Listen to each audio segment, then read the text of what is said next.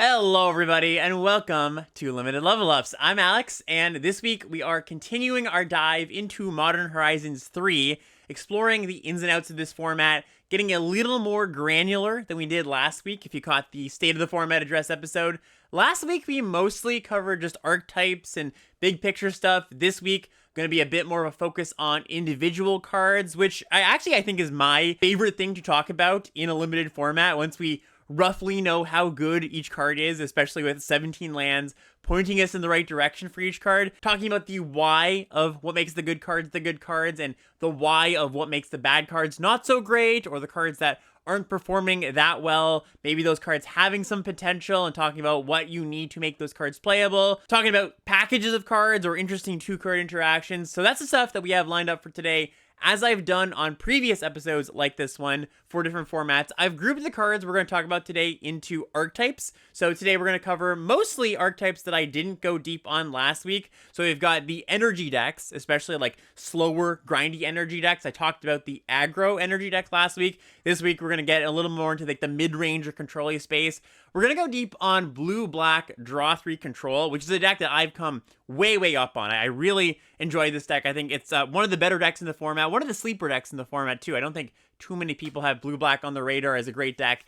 And green-white as well. I didn't go too deep on the modified decks last week, and it's actually panned out that the modified decks haven't been that big of a player in the format, but still a good tool to have in your draft tool belt. Still something that I draft here and there. So still going to cover that. Still going to talk about some cards about those decks, because I think it is still good to draft those decks when, you know, you're in the seat for doing that. I talked a lot about the Eldrazi decks last week, and so is every other limited podcast and limited channel out there. So I'm going to touch on some of the red-green and blue-green Eldrazi cards, but I'm sure everybody listening will not be too upset if I don't talk about Writhing Chrysalis for 20 minutes this time. I'm sure you've played against and listened to words about that card more than enough this week. And I think as far as just like usefulness of what I'm talking about, I think that works out because you've played against a lot of the Eldrazi cards. I'm sure you've played with a lot of the Eldrazi cards too. So I think the focus on the ones that you might not have played with or might not have played against as much will probably just be a little more helpful. And just before we get into all of that, this week's episode is actually a sponsored episode. So if you have been following my content for a while now, you may have read some of my limited strategy articles over at channelfireball.com. Last year, Channel Fireball became part of the TCGplayer family and now operates under that TCGplayer umbrella, and that is who we've partnered with for this podcast episode. So I'm sure you've heard of TCGplayer before, but if you haven't, they are the world's most trusted and most secure marketplace for selling, buying, not just Magic cards, but cards from all games. I'm sure if you're listening to this podcast, Magic cards are the ones you're most interested in. But if you're looking to buy singles, sealed product, I can almost guarantee that whatever you're looking for, there will be a seller over there at their marketplace that's going to offer what you're looking for. I have found some pretty niche cards and some niche specific printings of cards that I've wanted for my commander decks over there in the past. By the way, you might not have known, but I do dabble in the 100 card format once in a while. So yeah, I found some very specific things that I wasn't sure I was going to find on any website, but found them all in one place. Was great. There's just a ton of selection over there. And the one thing that's been a slight disappointment for me as a Canadian in the past when using TCGplayer is that they used to have a tough time shipping sealed product to anywhere outside of the US. But starting this week, they're allowing their sellers to ship their product anywhere in the world. So awesome news for me, of course, and awesome news if you're like me, just like to have a box of your favorite draft set just sitting in your closet for a rainy day. They also have something cool called TCG Safeguard. So when you're shipping internationally, things can get, a little bit dicey. You're going through multiple postal services. Things can go wrong. Your things can get lost, but they have really good buyer protection over there. So if anything goes wrong, you're protected as a buyer. Just contact them. They'll sort it out. You're not going to be out of luck. You're going to get your product. So yeah, I really highly recommend TCGplayer. Thank you once again for sponsoring this episode, and let's get into the show. So before we jump into our main topics that I outlined in our intro, there's one thing I want to cover that touches on how I'm approaching the format, something that has changed in my mind in the past week of me drafting. And that's regarding lands and the number of playables that are in this format. So something that I've had happen draft in, draft out is I get to the end of the draft and I'm like, oh wow, I'm a playable short, or sometimes two playables short. Or I just made playables and my last card is like a card I maybe would prefer not to play. That's something that I would have expected not to happen all that often in a Modern Horizons set, because logically, there's more playable cards, there's more just good cards, there's not as much junk. And kind of funny, I actually think there's more quote-unquote junk in this format than there is in most formats, in just like a normal limited format. I think a big part of this is that the bonus sheet in this set, like the reprint bonus sheet, has a lot of cards that aren't for us, right? Are just not limited cards that are super specific constructed cards, or just weird cards that I don't really understand why are in this set at all. Like something like Fledgling Dragon, which is the 4-mana 2/2 flyer that has that like threshold ability where it gets fire breathing. Like that's not a good limited card or a good constructed card. There's stuff like Meltdown, Meteoric Mace. The list kind of goes on. There's a cycle of the medallions at rare on that bonus sheet. There's the 2 threshold lands, Barbarian Ring and Cephalid Coliseum. So there's just so many cards on that bonus sheet that have no relevance to limited, or at least are extremely, extremely niche. And then there's a lot of rares in this set that aren't particularly good for us either. Stuff like Wheel of Potential or Harbinger of the Seas, or Primal Prayers, the green enchantment that makes energy and puts cheap creatures into play. I think the rares in this set are very feast or famine. Some of them are busted and some of them are actually just unplayable, and there's not really that much in between. So you've got a lot of rares that aren't great creding up the pack. You've got most of that bonus sheet not being very good. You've also just got, among the commons and uncommons, some cards that aren't pointed towards us. Stuff like Consigned to Memory, which is the blue instant that counters a triggered ability or a colorless spell. I mean, sure, sideboard card maybe. Stuff like, I don't know, I'm just going down the list here, like Triton Wavebreaker, which is like that bestow creature that grants prowess that's not very good. And then also, since this is such a linear synergy set, sometimes you just get packs, multiple packs in a row, where you get 5 or 6 red-black artifact sacrifice cards in the pack. And you're like, well, I can't use these. And maybe the person next to you and next to them can't use them. They're like, for one person at the table, maybe not even one person at the table. Maybe nobody's in red-black sacrifice. And then on top of all that, crowding the packs are the 10 lands, or the 10 fetch lands at commons. And sure, these are playable, but sometimes you open packs where you've got, like, I opened a pack the other day where I had 5 of them in the pack. And there was a rare in the land slot as well, a fetch land. So this isn't just me complaining. This is something actionable, I think, that I've actually changed in my draft. I have really deprioritized the lands in general. Like, usually lands are high picks in high powered formats because you want to get more good cards into your deck. Usually the idea is, if all of the spells are good, well, you want to be spending picks on lands so that you can upgrade your land slots. I'm not saying I'm first, second, third picking these lands, but maybe, out of a sort of weakish pack where there's some playables and some solid cards, but there's a good option for a land that's flexible and opens up my paths late in the draft. I've actually found more success defaulting to like the C+ level cards over the lands, where that might not be the case. And, Cube is obviously the main example where you wouldn't want to do that. But even in some other draft formats, something like Kaldheim or Kamigawa Neon Dynasty, you would take the dual lands pretty highly. But I think if you compare those formats, Kaldheim and Neon Dynasty, those sets actually had more playables than this set does. No, you're not to even mention that in the Play Booster era, we have 1 fewer cards in the pack. And this extends to the MDFCs too, where I think, MDFCs are great. They're really, it's very powerful to be able to replace your basic lands 1 and 2 with an MDFC, but it's become more of a priority as I do more and more drafts, just to make sure I have 23 good playables rather than have a bunch of lands, or even have the first 2 MDFCs replace 2 basic lands. And then on top of all of this, something I've noticed is that I actually dislike splashing in this format more than I originally thought I might. This is a format with 10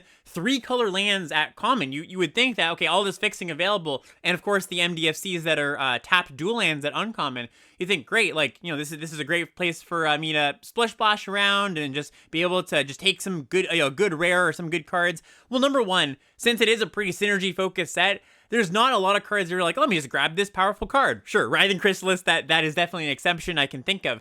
But a lot of the time, I'm not just going to take some powerful card in the pack to splash, because maybe it's a powerful card in one deck, in the energy deck, but not very good in the Eldrazi deck. And then an additional layer on top of that is, I found when I have been closer to 3 colors, maybe I even am a 3-color energy deck, that I'm splashing 3 or 4 cards of, like I'm blue-white splashing red, and I do pick up 4 or 5 of the fetch lands. I found that I just don't really want 4 or 5 fetch lands in my deck. I found that the sequencing with them is really, really awkward. The fact that you have to, number one, have a bunch of tap lands in your deck, But two, sometimes you're just like not sure what to fetch, and it can be kind of a 50-50 coin flip. And you're like, well, I could get my red, but I also need to get my blue. And if I get my red this turn, I can't double spell with blue on turn 4. And these aren't actual like dual lands, like tapped dual lands like you'd see at common in some of those other sets I mentioned, like Call Time, Kamigawa, Neon Dynasty, where you just play them on turn 2 or turn 1, and you just set it and forget it. You now have blue and black mana, if it's a blue-black tap land, for the rest of the game.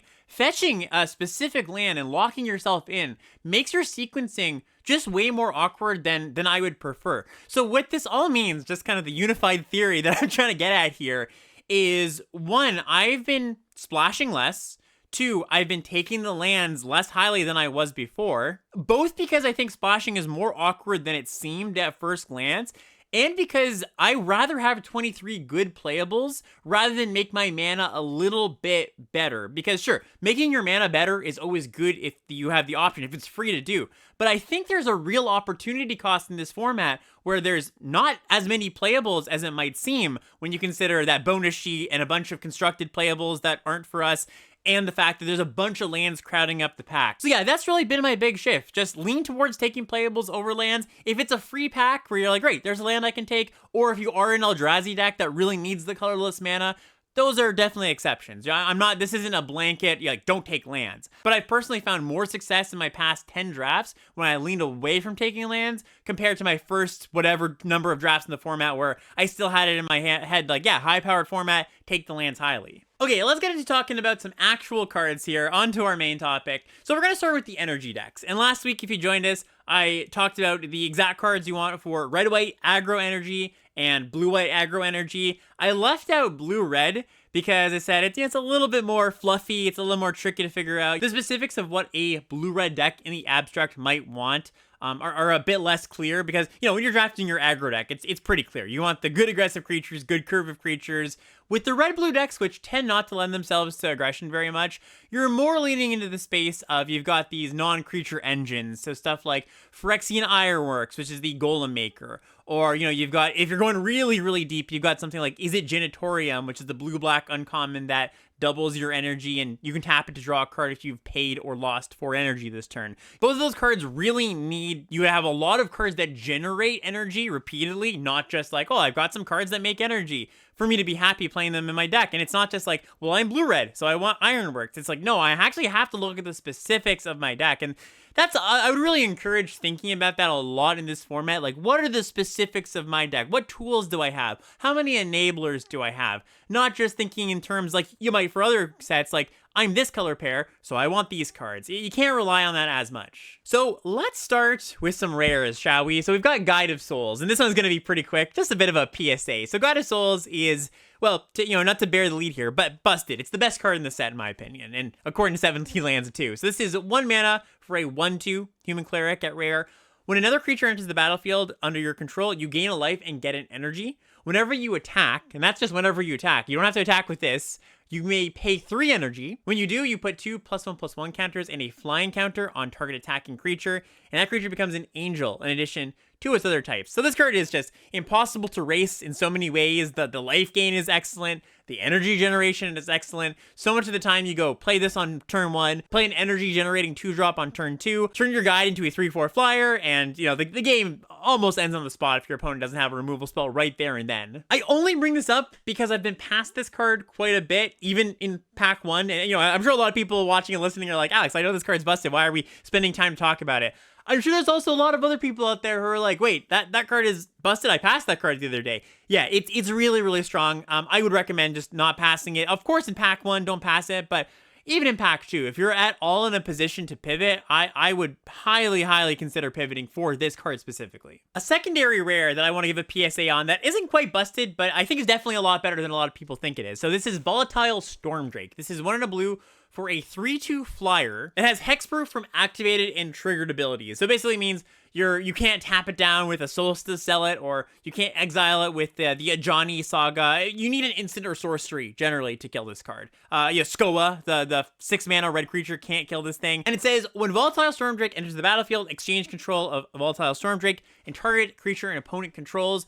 If you do, you get 4 energy, and then you sacrifice that creature unless you pay an amount of energy equal to its mana value. Card's pretty strong. It seems like a little bit of a risky proposition giving them a 3/2 flyer, but often making that exchange of taking their writhing chrysalis that they've grown, or maybe you have enough energy, some giant Eldrazi. And then sometimes you get a really, really good deal on things. I mean, sometimes you take a Guide of Souls. That's very lucky if you can do that. But other times you take a Nyxborn Hydra. Your opponent has like a 5/6 Nyxborn Hydra, and of course on the battlefield, that thing only has a mana value of 1, so you only have to pay 1 energy into it. Or maybe you've taken something that already has been bestowed by a Hydra. So they've played a 2-drop, they bestow a Hydra on it, later turn, they've sunk in 6 mana into it, you get to take that 2-drop for just 2 mana. Some rules things that you have to be careful about with this card is exchange. The word exchange on a Magic card, it means something very, very specific. It means I get your thing, you get my thing. And if one of those things gets disruptive, they kill the Stormdrake with the trigger on the stack, or their creature gains hexproof or something. Obviously, hexproof makes a lot of intuitive sense, but the exchange actually has to happen. They have to get the Stormdrake, you have to get the creature. You can't Essence Reliquary your Stormdrake in response and steal their creature.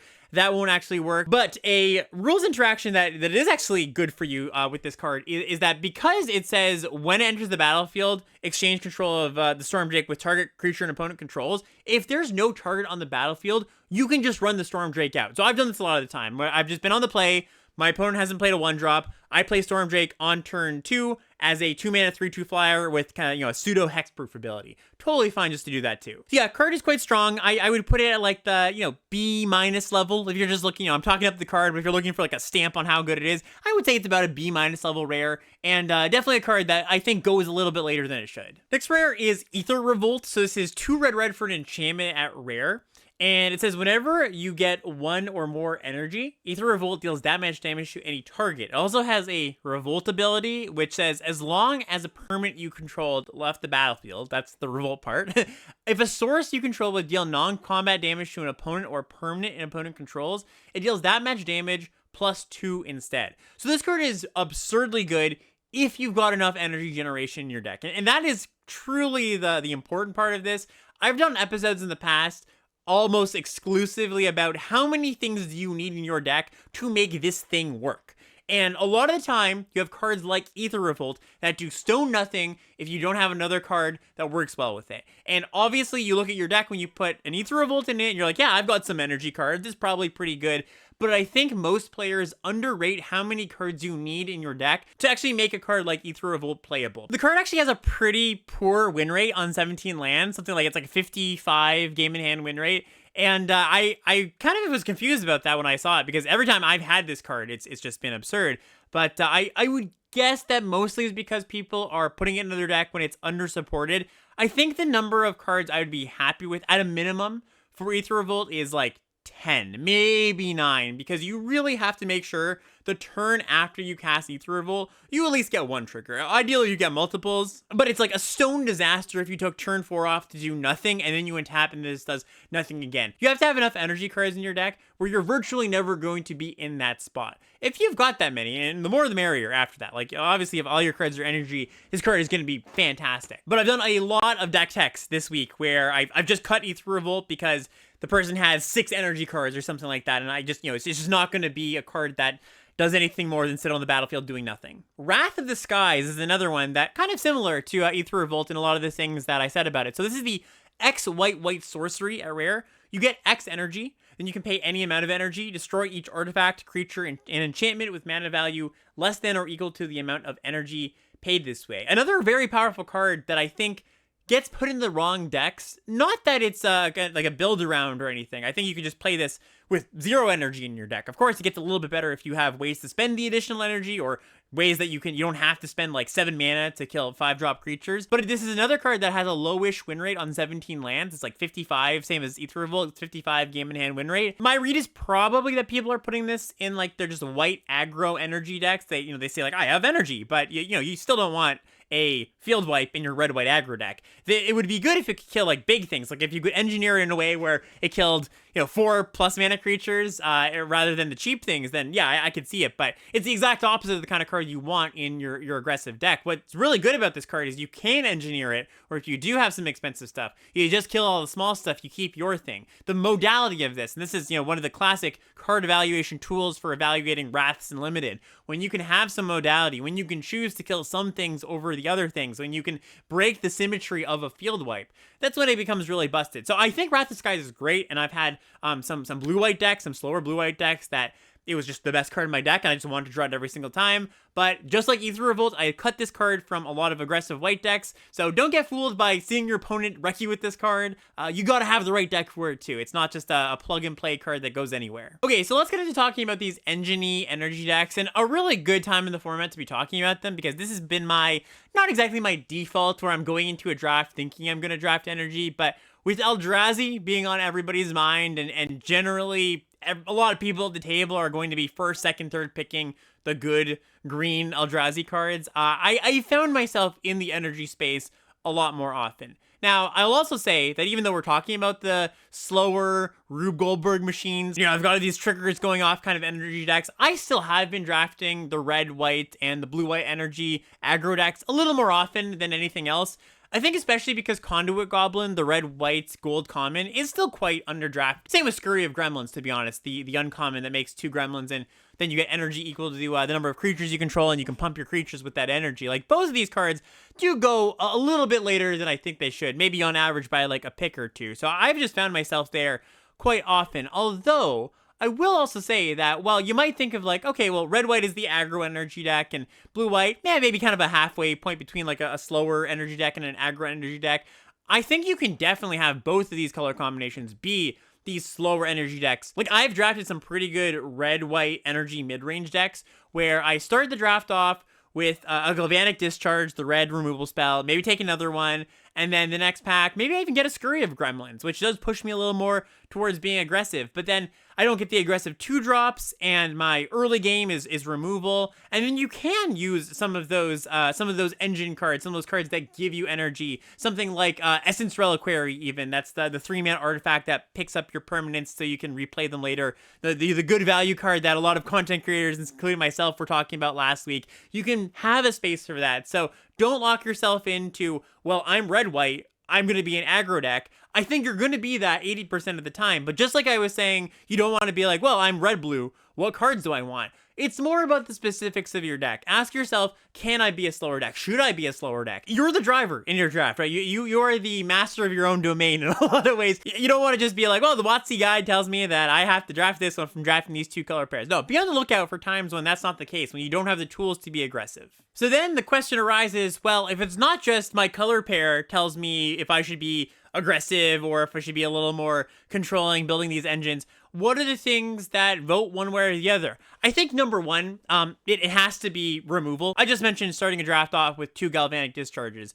And I think it's a really important part of the puzzle, because if you are planning to cast, is it Genitorium, the blue-red uncommon, or Phyrexian Ironworks, or even like Bespoke Battle Wagon, which is the vehicle that makes energy and has a bunch of ways to spend energy, you're going to be playing cards that don't affect the board. You're taking time off to not stop your opponent's red-white start or their Eldrazi start. You just can't afford to do that game in, game out if you don't have cheap interaction. So I just would not recommend drafting these energy decks without a good number of Galvanic Discharges, or even the 2-mana deal for Fanged Flames. That card's okay too. Ether Spike, the counterspell, that card, I don't mind that one at all, like totally fine. I would be aiming for maybe 6 or 7 cheap interaction spells, things that cost 1 and 2 mana. There are some sets where, you got this super linear synergy deck and you're just going off and you're doing your thing and you don't really care what the opponent's doing, because this is a slower, grindier kind of deck where you are trying to like win the long game, kind of outcard them.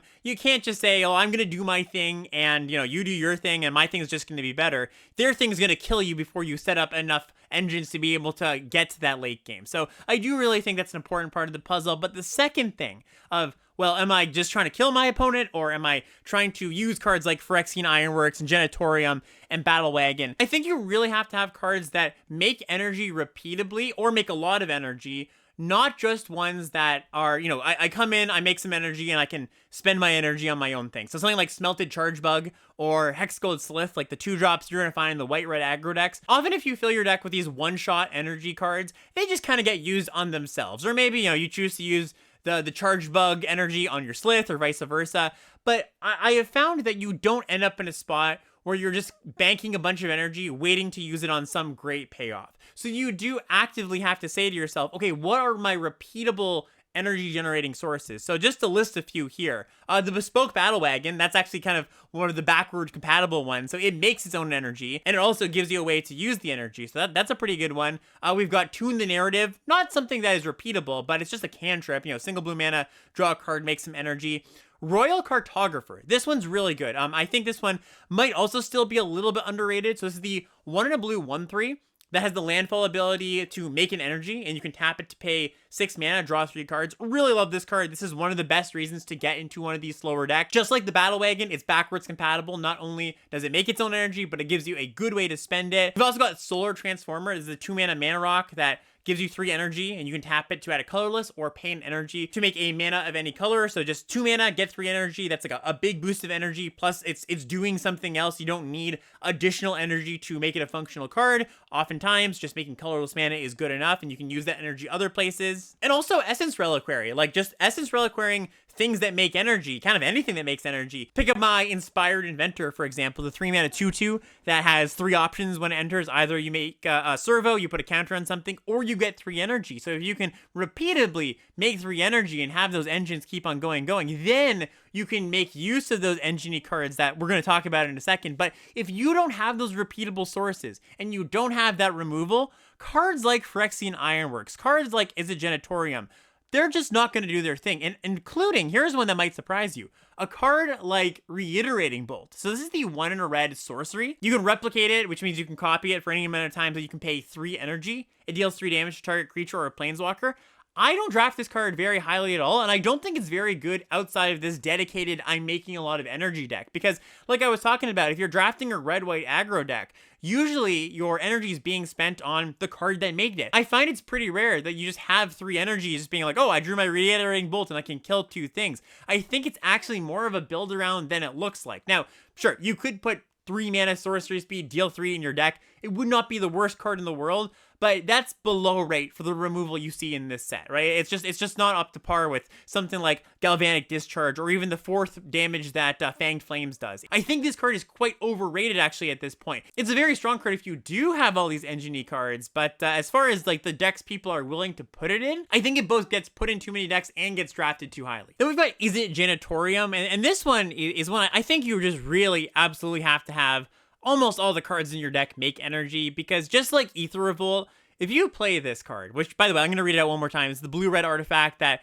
if you get 1 or more energy, you instead get that much +1, then you can tap it to draw a card. Activate this only if you've paid or lost 4 energy this turn. If there's ever like a turn that goes by where you're not drawing a card off of this or generating energy off of it, it's kind of a disaster. You just really rather this card be anything else in your deck. I would really try to make sure at least like 15 of my cards are energy cards. Otherwise, it's just not going to be good enough. And the thing is, it's a very cuttable card even if you do have all that stuff. Because I think like a lot of the other payoffs and enablers are just better. So it's sort of like this weird space of, it's like a build around D+ or something. I think we might even give it that in the set review, to be honest. So even though it is the gold uncommon, don't feel like it's a must-have. I think if you have gotten there on all the repeatable generation, yeah, it's a nice card. It's a nice include. You can totally play it. Maybe I'm being a bit harsh in saying build around D+.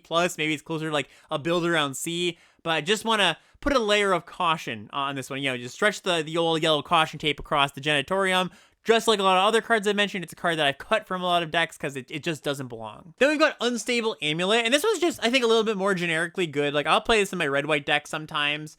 This is the 1 red artifact that ETBs and gets 2 energy. Whenever you cast a spell from anywhere other than your hand, the amulet deals 1 damage to each opponent, and you can tap it to pay 2 energy, exile the top card of your library. You can play that card until you exile another card with the amulet. So it's just one of the better engines, one of the better things to put energy in, just being able to draw 2 cards per turn, ping the opponent to death slowly. Really like this card. This is one that I'm happy to play with. And honestly, not that much energy in your deck, because if you just draw 2 cards off of this, the card that it gives you plus 1 more, I think you're generally happy. But it really, really shines if you are this all-in energy deck, if you have repeatable sources. And as you might notice, a lot of the cards we just talked about are blue and red cards, the ones that make energy themselves, the Battle Wagon and the Cartographer, and tune the narrative. And that makes sense. If I'm talking about how the white energy decks generally are the ones that are just more focused on beating down, the blue-red ones are the slower ones, then you might think, okay, what is your repeatable energy generation in the red-white decks? Well, you have a really, really good 2-card combo. I'm going to talk once again about Essence Reliquary. That is one of the better things to repeatably generate energy. But the other thing is you combo with Scurry of Gremlins. So Scurry of Gremlins plus Reliquary both makes a bunch of tokens, because every turn you get 2 Gremlins, and you can be like, make 4 energy, make 6 energy, make 8 energy. You get a ridiculous amount of energy when you combo Essence Reliquary plus Scurry of Gremlins. Now, I'm not trying to say you should put Essence Reliquary into your red-white aggro decks. I'm just trying to say that if you are a slower red-white deck, this is a good 2-card combo. I'm very much looking for Essence Reliquary as my repeatable source of value, my repeatable way to generate energy. Also just very good with a lot of other cards. You know, Amped Raptor, the 2-mana 2/1 first strike uncommon that casts cards for free off the top of your deck. That card is excellent with Essence Reliquary. So that's really the grinding engine I think you're looking for when you don't have the repeatable energy generation that blue gives you. And if you are enjoying the show and you want to support all the content that I make, go check out the Patreon, patreon.com/limitedlevelups. Not only is that the best way you can show support for the content we make here, but also there's a bunch of reward tiers if you want to take advantage of those, level up your game a little bit more. We've got deck tech help, we've got draft log review help, we've got the coaching tier at the highest tier. So if you are looking to take that next step, maybe you feel like you've plateaued a little bit in your limited game and you want to support the show, go check that out. Patreon.com/limitedlevelups. Okay, now it's time for Blue Black. And this is a deck that I really wish I had been able to get into more. I've only been able to get into it once or twice. I've seen some very good versions of it on the other side of the battlefield. I've also seen a lot of really good trophy lists in my Discord and on 17 lands. I love a good blue-black control deck, and this is truly like your classic blue-black control deck. The name of the game here, it's pretty simple. Just a bunch of removal and a bunch of card draw. So blue-black does have this whenever you draw your 3rd card per turn theme, but I think that's mostly just pointing you towards like, yeah, you want to draw a bunch of cards and kill all your opponent's stuff and kind of just win eventually. Sneaky Snacker. Let's start here. So Sneaky Snacker is the blue-black 2/1 flyer that whenever you draw your 3rd card per turn, return the Snacker from your graveyard to the battlefield tapped. Not only is this a pretty resilient way to close out the game, once you have gotten control of the game, drawn a bunch of cards, killed out your opponent's stuff, but it's just a good thing to play on turn 2 to block. Your opponent, I mean, sometimes they'll attack in and trade, and that's fine, they just carry on with the game, but they're a bit hesitant to do so because it just comes back on a later turn. So it's just a very efficient card for what this deck wants to do. Last week, I called out the combo with Eviscerator's Insight, which is the 1 in a black instant to sack a thing, either an artifact or a creature, draw 2 cards. It also has flashback for 5 mana. So you sack the Sneaky Snacker. If it's on your turn, you've drawn a card for your turn, for your draw step, and the Eviscerator's Insight immediately brings the Snacker back. So that's a really nice engine, because not only do you get to cast this, once and do the thing and draw some cards, but having flashback on this card is a really big deal. And we're going to see in a few minutes that there's also a graveyard component to this deck. You're interacting with the graveyard in a few spots. Things that put cards in the graveyard are of value to some degree. Sometimes you just like pitch your Eviscerator's Insight, cast it later. Sneaky Snacker, another good thing to put in the graveyard. So just keep your eye out for one of the themes of this deck is somewhat putting things in the graveyard or being able to discard cards for value. Something that does that, and one of the best reasons to get into this deck, I called this one out last week too, but this is Psychic Frog, the blue-black rare. It's a 1/2 that whenever it deals damage to a player or planeswalker, you draw a card. You can discard a card to put a +1/+1 counter on Psychic Frog, and you can exile 3 cards from your graveyard. The frog gains flying. So it's a phenomenal card. This is one of the best rares in the set as well. And something that actually even surprised me a little bit is how well Eviscerator's Insight is performing on 17 lands in blue-black. My instinct would have said like, oh, that's a pretty good thing to do. Not, wow, like this is a core to what the strategy wants to do. So just really put a priority on Eviscerator's Insight. I guess put a priority may not be exactly the way to put it, because it's not a card that you have to take very highly. You tend to get this, nobody else really wants it. But that's an advantage for you, right? That's something that you can say like, hey, this is a key part of my deck and I can get it pretty late. So like I said, the other part of this deck, the kind of the shell, the core, aside from Sneaky Snacker plus Insight, is just removal, more card draw. I think you're really just looking for any removal you can get your hands on. So Breathe Your Last Breath, the Murder that gains life, Wither and Bloom, the -3/-3. A Cursed Marauder is actually a card that I've really come up on in the past week. This is the 2-mana 2/1 that when it enters the battlefield, each player sacrifices a non-token creature. Actually just a good effect in the format, especially if you are able to cast it multiple times through, recurring it from the graveyard. I've actually liked the card quite a bit. Utter Insignificance is a card that I think you might even play sometimes here as the 2-mana flash enchant creature. The enchanted creature loses all abilities, has power and toughness 1/1. You can pay 2 and a colorless to exile enchanted creature. Notably, not the best combo with a Cursed Marauder, because you don't want to be like enchanting their 2-drop and then like a Cursed Marauder, and because then they just sack that thing. You can, of course, exile the Utter Insignificance creature, but that takes more time and mana. So just note that if you have Marauders, you probably don't want Utter Insignificance. But the reason I call out Utter Insignificance, because again, it's a card you get pretty late, not really a highly valued card. And because such a core part of what this deck is doing is just drawing a bunch of cards, removal in any form, like any cheap interaction, plays so well with removal spells. I've talked about this before, but it's kind of just one of these like implicit synergies that you're going to find format in, format out in any of your limited Magic decks. If you've got a bunch of removal, you want a bunch of card draw. Not just because, well, you cast all your removal spells and then you're kind of out of gas and you want to fill up, but also when you cast your card draw spells, you want a bunch of cheap ways to stay alive, to not fall behind after you spent, for example, 5 mana on your Unfathomable Troops to draw 3 cards and make a spawn token. The best removal spell for this deck, though, unsurprisingly maybe, is Demon Furior. So this is the 3 and a blue sorcery, costs 1 last for each card you draw in this turn. The owner of target 9/9 permanent puts it into the library second from the top or on the bottom of their library, and so much of the time you can just cast this card for 1 mana in this deck. Just imagine the sequence of Sneaky Snacker on 2, Eviscerator's Insight, sack the Snacker, cast your Demon Furior for a single mana. That's an incredible start. That's going to put you so far ahead of basically any deck in the format. And then, of course, calling out the card draw here, things that draw 2 or 3 cards of high priority. So stuff like Royal Cartographer, the 2-drop that has landfall, get an energy, and tap, pay 6 energy, draw 3 cards. Brain Surge, 3 mana, instant, draw 4.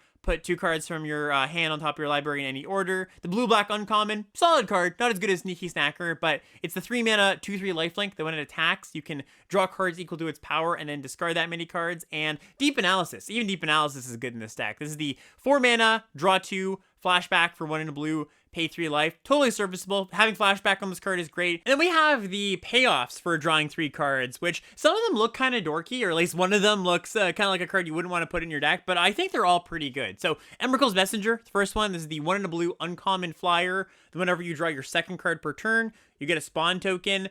Mindless Conscription. This card's really strong. I think it's one of the best cards in the deck. This is 2 and a black for an enchantment and an uncommon. When it enters the battlefield, or whenever you draw your 3rd card each turn, amass 3 zombies. It's sort of like a mega Sneaky Snacker. Maybe not a mega Sneaky Snacker, but a different version of it where you make a 3/3 instead of a 2/1. Also, like just the ability to make a 6/6 instead. When you draw in, you get to stack up your amass army, or a 9/9. I think this is probably just another card that isn't on that many people's radar as being very strong, but it is very strong. And even Kami of Jealous Thirst. So this is the 3 mana common, 2 and a black for a 1/3 death touch. It's got a 5 mana ability to drain your opponent for 2, but it's free if you've drawn 3 cards per turn. Just a free drain every turn, or every other turn. It's not going to be every turn, but let's just say it's every other turn. If you think of this as like a vampire spawn, like a 3 mana 2/3 that drains for 2 when it enters, but it's a 1/3 death touch instead, and it drains twice. Like it'll drain for 4, maybe, on average over the course of a game with a good blue-black deck.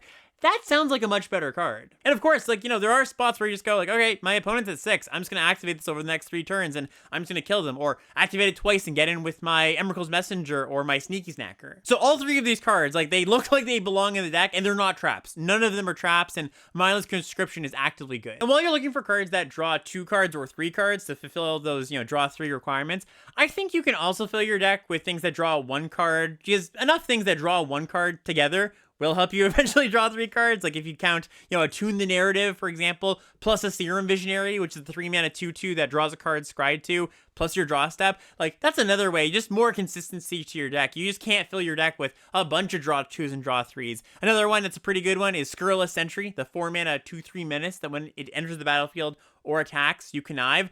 Also, another way to put things in the graveyard. So I've called out a few flashback cards already that are good to put in the graveyard. The Eviscerator's Insight, also Deep Analysis, also Sneaky Snacker. And a card that actually, I think, is another little synergy piece that ties things together is Retrofitted Transmogrant. So this is the single black mana for a 1/1 artifact creature. Pay 4 mana to bring it back from the graveyard tapped with 2+1/+1 counters. This is another thing that you don't mind sacrificing to your Eviscerator's Insight to draw 2 cards. It's a thing that's pretty good to discard from your Scurrilous Entry. And another fantastic loot piece, I actually think probably should have mentioned this a bit earlier because I think it's an important part of the puzzle, is Tempest Harvester. So Tempest Harvester is the 2-mana 2/1 that ETBs, you get 2 energy, pay an energy, draw a card, then discard a card. Sort of does everything this deck wants, right? It's a cheap card if you just need a blocker, but it also discards things like your Sneaky Snacker or your Retrofitted Transmogrant or your flashback cards, and it also contributes to you drawing a card. So this plus your Serum Visionary plus your draw step, like that's 3 cards right there. So yeah, that's basically what I have to say about blue-black. I really think that this is a strong deck and one that as the format develops and you're just more and more often not going to be able to get into the green Eldrazi decks and maybe even not the energy decks, this is a great place to be because I think if you talk to most people on like how they rank the colors in the format, they'll be like, well, I like red, white, and green. And very reasonable. I think those are the strongest colors, but these are the weakest colors, blue and black. So these cards are going to be available to you a little more often. And when you pair them together in the right ratios and the right cards, the ones I mentioned today, I think you come up with a deck that maybe isn't quite as strong as like a great Eldrazi deck, but this deck actually think I has pretty good matchups against Writhing Chrysalis because usually with Writhing Chrysalis, the issue is you can't answer it cleanly. Like there's no one card that's just like, yep, I'm just going to answer that Chrysalis and they get no value left behind. But since you're drawing so many cards in this deck, you're just truly outcarding them.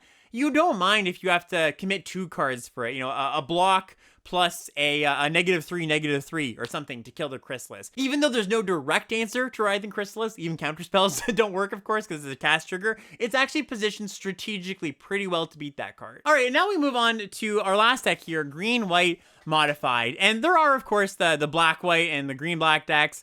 I don't think those decks are very good.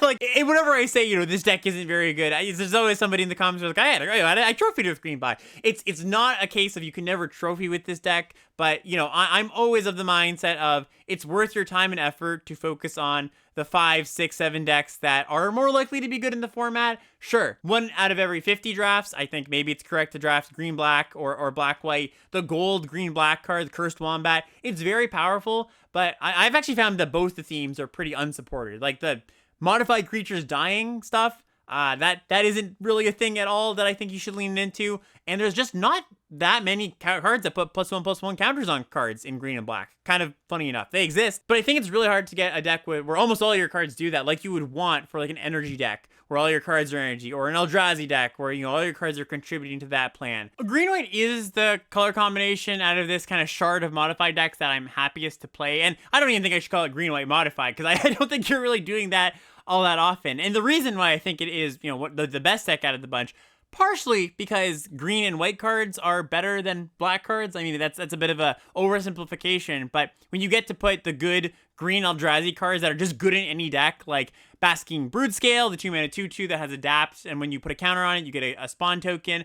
Eldrazi Repurposer, the 3-mana 3/3 that enters the battlefield or dies and makes a spawn token. You get to put those cards in your deck, plus that nice package of white aggro cards like Mandibular Kites and Area Auxiliary, the 4-mana 3/3 that comes in and supports 2. Thraben Charm, really strong removal spell, the 2-mana deals damage equal to twice the number of creatures you control. Like, you just got a lot of high quality cards at common. And often the way that I get into this deck is I start with Broodscale or Repurposer, maybe trying to get into Eldrazi, and then white becomes open. And I've had some people, you know, I've drafted this deck not infrequently on stream, and I've had some people saying like, oh, are Broodscale and Repurposer like still good in green-white? Like, that doesn't really seem like it fits the theme of modified. Well, again, I don't think you should lean into modified that much, but something that both these cards do is they make multiple bodies. And I think that green-white, the way I'm thinking about it anyways, is it's a little bit more of a go wide deck than a modified go big deck, right? When you think modified, you think, I thought maybe what would happen with these modified decks is like you play your faithful Watchdog, the green, white, gold common. It's vigilant 3/3, comes with 3 counters, and you suit that up and it just becomes this giant threat. That's not really how things panned out. It's a fine 2-drop. You can put it in your deck. There's nothing wrong with the card. But I've just found naturally through the cards that I want to take leads me to going wide. So like the Brood Scale, the Repurposer, Thraben Charm, for example. A really strong card in this deck is Propagator Drone. So this is the 2-mana 2/2 uncommon Eldrazi. It says creature tokens you control have evolve, and you can pay 4 mana to make a spawn token. A pretty strong card in general, but Mandibular Kite with Propagator Drone is really good because Mandibular Kite, the living weapon 1/1 flyer, play that into drone, and then now your kite has evolved, so that's a really nice little combo. Also plays very well with the Brood Scale and the Repurposer, of course, because those also made spawn tokens. So you've got these multiple cards that make multiple bodies, and then a lot of cards I want to take anyways pay me off for having multiple bodies, like Thraben Charm, like Scurry of Gremlins, like the red-white uncommon. I'll splash Scurry of Gremlins in this deck. The green-white MDFC, Strength of the Harvest, the +1/+1 for each creature and/or enchantment you control. Putting that on, for example, a Mandibular Kite, like that's pretty good too. So I think the strategy for this deck generally is you're just playing a curve of good green and white creatures, the good commons you're looking to pick up, either having some sort of go-wide payoff, Scurry of Gremlins, Strength of the Harvest, or the drone. Or what you can do, because you're often taking cards that make Eldrazi spawns early, is you can then have one big turn where you go big with the Nyxborn Hydra, the X and a green Hydra that you can bestow for X green. Like that's another thing you can do. You can kind of convert your go wide into a go tall if the way you're going wide pretty consistently in your deck is the Eldrazi spawn tokens. And this is actually one way of solving a problem that this draft format has, I think, or not a problem, but like a difficulty you run into, where you tend to want to get into a focused synergy lane pretty early, and if your colors aren't open, then that can lead you to some trouble, because you're like, well, I took all these cards that don't actually go in the color that's actually open, right? I took all these energy cards, and there's no black energy cards, but black is super open. What do? Well, I think this has been a pretty good fix for me for starting to, trying to get into green-red or blue-green Eldrazi, that not being open, the white cards being open, and then you can use those Eldrazi cards to pump into the Nyxborn Hydra, make a gigantic thing. The last card I want to call out here that is definitely underrated and very good in this strategy if you are going big with a Hydra, but just a great card, just a phenomenal card. Collective Resistance. This is 1 and a green for an instant at uncommon. It's got Escalate for a single green mana, which means you can choose additional modes on this card for each green you pay. Either destroy an artifact, destroy an enchantment, or target creature gains hexproof and indestructible until end of turn. This is a card that, kind of reads like a sideboard card. I kind of graded it like a sideboard card in the set review, but it's just phenomenal. It's very easy to get a 2-for-1 off of this. There's a lot of enchantments, a lot of artifacts running around. There's often going to be a key turn where the opponent goes to interact. You go, nope, give my thing hexproof, destroy your artifact. I've started to take this card pretty highly and really don't mind playing multiples. The very last thing that I want to leave us with is kind of a backwards deck that I ended up in. So I was just talking about how it can be kind of hard to pivot in this format, and at the beginning of the episode I was talking about how you can kind of be led on playables, not really get there with your deck some amount of the time. I stumbled upon this deck that I've now drafted twice. Once was by accident. The second time was, well, let's see if this is actually a good backdoor. And it's just green-red aggro. It often starts when drafting a Writhing Chrysalis, and then you don't really see the Eldrazi ramp cards. And it kind of is just this like super scrappy aggro deck where you're just playing the random red and green big things that you see. It's very much going against the spirit of this format of like, oh, your cards are supposed to do the same thing. So this deck is very much made up of a bunch of cards that you get late that can just come together and make a stompy green-red deck. So Void Pouncer is a pretty good example of a card you get very, very late, and it's pretty good. It's just a smashy strategy. 1 and a red for a 3/1 Devoid. It's got kicker for 2 and a colorless. If it was kicked, it enters the battlefield with 2 +1/+1 counters and a trample counter, and has haste. Smelted Charge Bug, a fine thing for giving menace. Colossal Dreadmask, another card you get pretty late. Skoa, Temperamental Oozewag, the Nyxborn Hydra, Thriving Skyclaw. Not the prettiest thing to play, but it does just smash face if you really needed to. And then Siege Smash. I actually think this card is kind of the truth in this deck. This is the red combat trick. Target creature gets +3/+2 and gains trample until end of turn. You can also choose to destroy target artifact. It also has split second, which means it can't be responded to. But yeah, this is something that if you're looking for a backdoor, which I think is something you have to do quite often in this format, it's been a passable one for me. So just kind of wanted to throw that out there as just one more tool in your tool belt in this format that can be kind of hard to navigate. Anyways, that's going to do it for this episode. Thank you so much for watching and listening. Hopefully gives you a little bit more context for how I'm seeing the format, helps you calibrate to the good cards, not so good cards. Hopefully you got some general card evaluation tips that you can take into future formats. And so it's kind of a sub goal for these episodes for me. And actually, one thing I would like to hear about in the YouTube comments is just let me know what you want to hear about for this format. I think I've covered a good portion of what's going on, both individual cards and archetypes. But if you want some specifics, please, I'm really happy to hear it. Would love to integrate that into a future episode. Anyways, that's going to do it. Thanks for watching and listening, everybody. We'll see you next time.